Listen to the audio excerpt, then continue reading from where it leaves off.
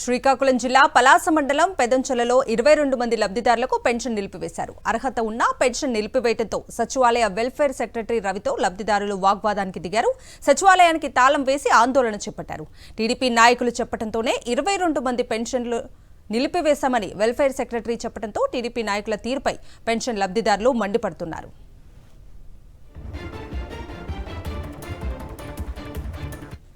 ఇదే అంశానికి సంబంధించిన పూర్తి అప్డేట్స్ ని మా ప్రతినిధి సునీల్ అడిగి తెలుసుకుందాం. సునీల్,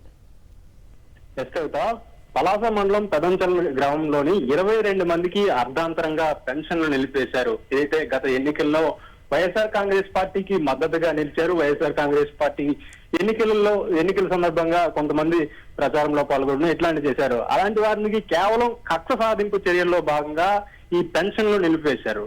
ఏదైతే ప్రధానంగా ఎన్నికల్లో అధికారంలోకి వచ్చిన వెంటనే తెలుగుదేశం పార్టీ నాయకులు కక్ష సాధింపు చర్యలకు పాల్పడుతున్నారు. వైఎస్ఆర్సీపీ నాయకులు కార్యకర్తలపై దాడులకు పాల్పడుతున్నారు. ఇప్పుడైతే సంక్షేమ పథకాలు ఉన్నాయో, ప్రభుత్వం ప్రవేశపెట్టిన సంక్షేమ పథకాలు, పెన్షన్లు కూడా కక్ష సాధింపు చర్యల ద్వారా అడ్డుకుంటున్నారు. ఒకే గ్రామంలో 22 మంది పెన్షన్లు నిలిపేయడంతో వాళ్ళు ఆందోళన వ్యక్తం చేశారు. ఏదైతే సచివాలయ సిబ్బందిని నిలదీశారు. అలా ఆందోళన తెలియజేసేందుకు కూడా ఏదైతే ప్రధానంగా సచివాలయానికి కూడా తాళాలు వేసి తమ నిరసనను వ్యక్తపరిచారు.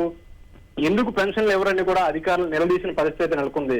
ఏదైతే గత ఎన్నికల్లో గత ప్రభుత్వంలో వాలంటీర్ల ద్వారా సంక్షేమ పథకాలు కులము, మతము, రాజకీయం చూడకుండా పెన్షన్లు పంపిణీ చేశారని, ఇప్పుడు కేవలం తెలుగుదేశం పార్టీ నాయకులు అలాంటి పెన్షన్లు పంపిణీ చేయకుండా కేవలం కక్ష సాధింపు చర్యల ద్వారా ఇలా పెన్షన్లు నిలిపివేయడం దారుణమని కూడా ఏదైతే పెన్షన్దారులు ఆవేదన వ్యక్తం చేస్తున్న పరిస్థితి నెలకొంది. కవిత.